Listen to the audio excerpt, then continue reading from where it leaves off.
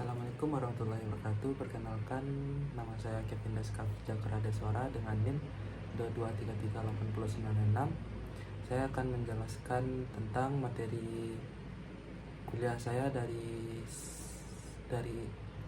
awal pertemuan sampai pertemuan terakhir. Baik, pertemuan pertama yaitu tentang menjelaskan biomaterial.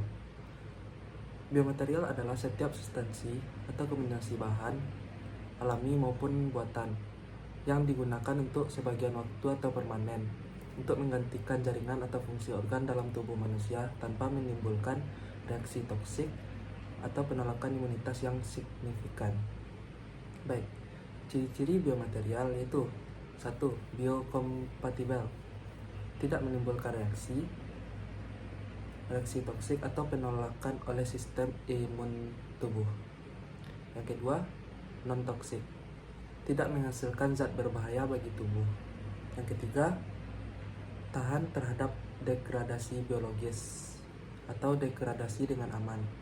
Tergantung aplikasinya, bisa stabil dan tubuh atau bisa terurai secara alami. 4. Fungsi mekanis sesuai, harus cukup kuat, fleksibel atau elastis sesuai kebutuhan fungsional di dalam tubuh. Berdasarkan asal-usulnya, biomaterial alami berasal dari makhluk hidup atau bahan biologis. Contoh, kolagen, kitosan, alginat, gelatin, selulosa, hidroksiapatid. Yang B, biomaterial sintetik, dibuat secara kimia di laboratorium atau industri. Contoh, polietilena, polilaktida, poliglikolida, titanium, stainless steel, dan silikon.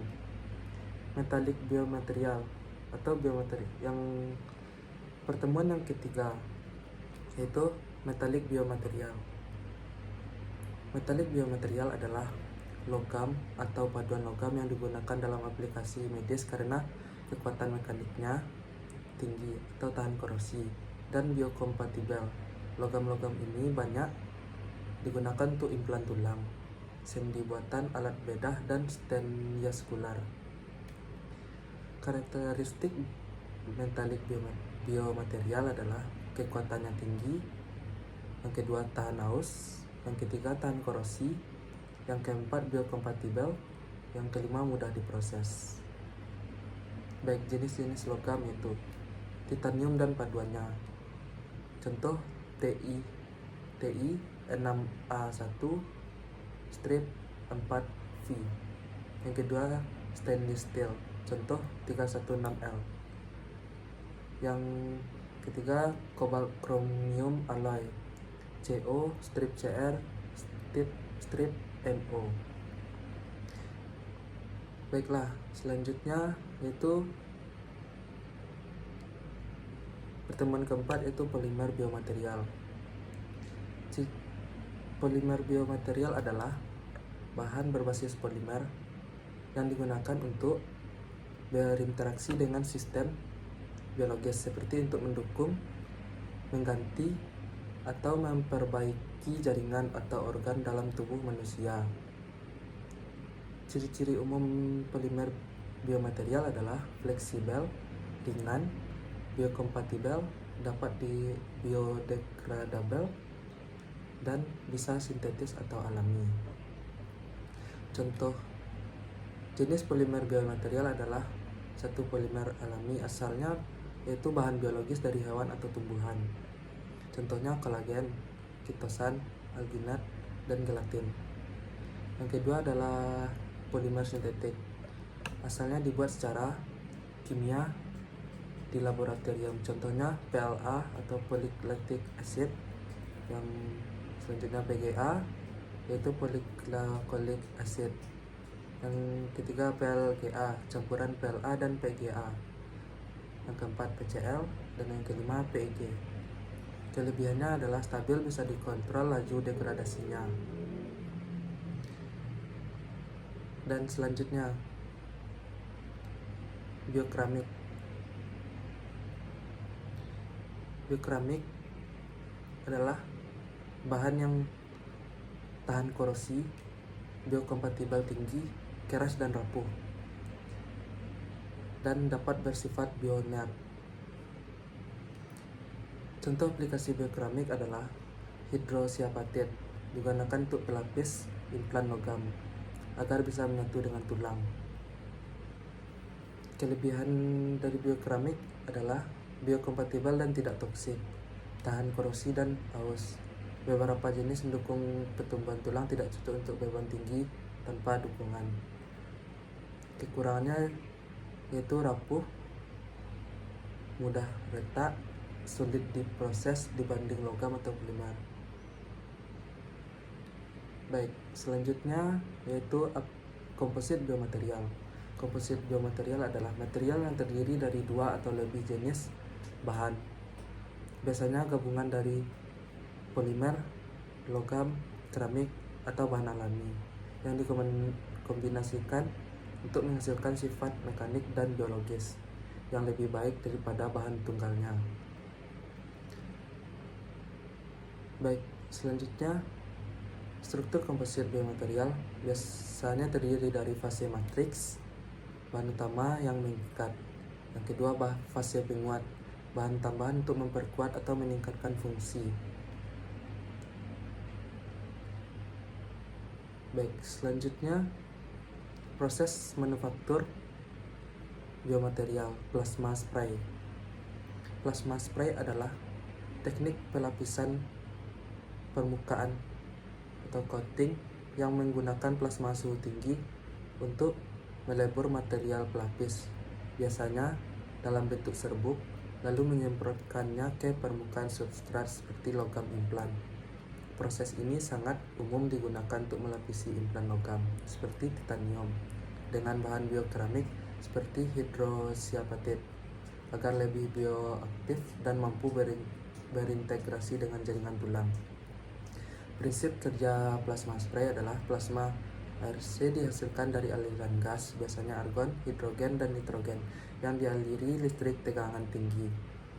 Serbuk pelapis, misalnya HA, dimasukkan ke dalam plasma jet. Yang ketiga, serbuk tersebut meleleh karena suhu plasma sangat tinggi, yaitu 10.000 derajat Celcius. 4 partikel cair ini ditembakkan ke permukaan substrat dengan kecepatan tinggi. 5. Saat mendarat, partikel langsung mendingin dan membentuk lapisan tipis padat, kan sisa organik, dan membentuk material akhir. Kelebihan sol gel, suhu proses rendah, dapat menghasilkan material sangat murni dan halus. Kekurangannya yaitu waktu proses lama, rentan retak jika tidak dikeringkan dengan hati-hati. Yang kedua, casting proses. Pengertiannya adalah casting adalah metode manufaktur di mana bahan cair atau slurry dituangkan ke dalam cetakan. Jenis-jenis casting pada biomaterial adalah slip casting, yang kedua tabe casting, yang ketiga gel casting. Baik, kelebihan casting adalah dapat membentuk struktur kompleks dan berpori, cocok untuk bahan yang tidak bisa dicetak 3D, murah dan fleksibel untuk berbagai ukuran. Kekurangannya, proses pengeringan bisa menyebabkan retak atau penyusutan. Tidak cocok untuk produksi massal skala industri tanpa modifikasi. Baiklah, selanjutnya yaitu proses manufaktur biomaterial tentang biomimetik. Biomimetik berasal dari kata bio, yaitu kehidupan, dan mimesis, meniru.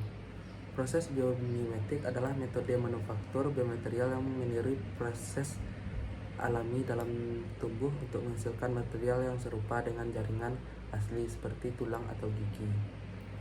Prinsip kerja biomimetik adalah meniru cara tubuh membentuk dan memperbaiki jaringan biologis, terutama proses mineralisasi dan pembentukan matrik ekstraseluler.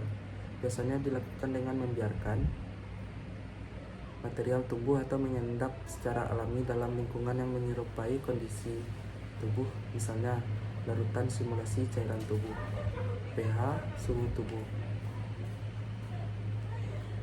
Baik, kelebihan proses biomimetik yaitu menghasilkan lapisan atau material dengan struktur dan komposit yang sangat mirip jaringan asli. Proses dilakukan pada suhu dan kondisi lembut dan memperbaiki biokompatibilitas dan mempercepat integrasi jaringan. Kekurangannya, proses bisa memakan waktu lama, hari sampai minggu. Kontrol ketebalan lapisan sulit dan butuh optimasi. Tidak cocok untuk pelapisan tebal dalam waktu singkat. Contoh nyatanya yaitu implan titanium yang dilapisi hidroksiapatit melalui biomimetik immersion dalam SBF. Baik, selanjutnya saya akan menjelaskan secara rinci jurnal yang saya teliti berjudul Development and Characteristic of a New Predominantly BTI strip 15NO strip 5LN alloy for biomedical application atau pengembangan dan karakterisasi paduan dominan BTI strip 15MO strip 5LN baru untuk aplikasi biomedis, yaitu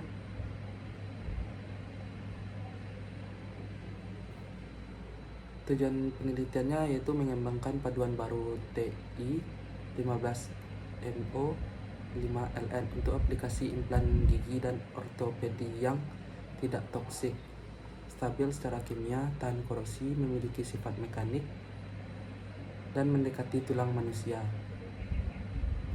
3. Metodologi atau proses pembuatan powder metalurgi. Serbuk TI, MO, dan LN dicampur dipadatkan di 700 MPa lalu disinter dalam 2 tahap.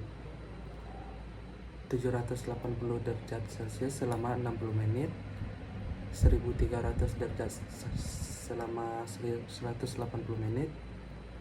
Sintering dilakukan dalam vakum 0,03 PA untuk menghindari oksidasi. Karakterisasi mikrostruktur metodenya yaitu OM, SEM, strip EDS atau EBSD, dan XRD. Fase dominan B strip TI, X semi equexit atau XTI asisular, dan X dispersi halus.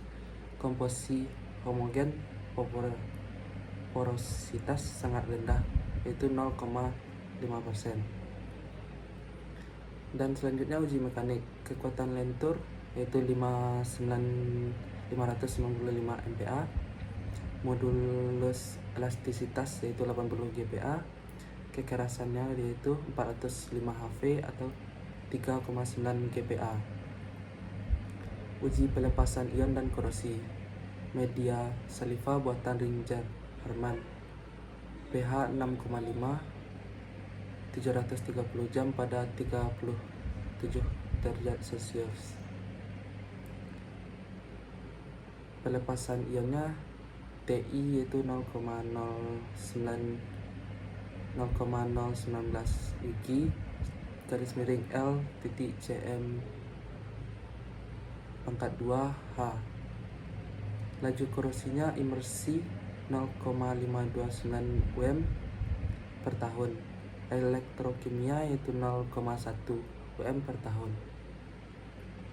Hasil dan diskusinya yaitu struktur mikro, fase B dominan 75,5% menghasilkan modulus elastisitas yang lebih rendah. Fase A terbentuk kemungkinan akibat pemrosesan termomekanik dan efek penambahan ILN. LN menyebar homogen di seluruh mikrostruktur, berbeda dari paduan TI atau LN sebelumnya. Grain size umumnya kurang 20 ohm, berkontribusi pada ketahanan korosi. B. Sifat mekanik lebih kuat dari tulang manusia, yaitu 0,35 sampai dengan 0,39 GPa. dan beberapa paduan TI lain seperti TI strip IN dan TI strip ZR. Modulus elastisitas lebih mendekati tulang dibanding paduan TI strip 6L strip 4V atau TI strip LN. Kekerasan lebih tinggi dari tulang pada dan paduan TI lainnya sebagai disebabkan oleh efek spinodal, decomposition, dispersi fase sekunder A. Korosi dan pelepasan ion. Pelepasan ion sangat rendah di bawah batas toksik. Korosi permukaan sangat minim bahkan dibandingkan paduan TI atau IN atau TI strip NB strip MO. Pembentukan lapisan pasif oksida stabil dan regeneratif diamati melalui uji elektrokimia. Kesimpulannya yaitu paduan TI strip 15MO strip 5LN memiliki mikrostruktur homogen dan porositas rendah, tahan terhadap korosi dan pelepasan ion, memiliki sifat mekanik yang sangat baik untuk aplikasi biomedikal, merupakan kandidat sangat potensial untuk digunakan sebagai implan gigi dan ortopedi. Baik, sekian dari penjelasan saya dari tentang materi kuliah dari minggu pertama sampai minggu terakhir dan tambahan penjelasan tentang jurnal pengembangan paduan baru.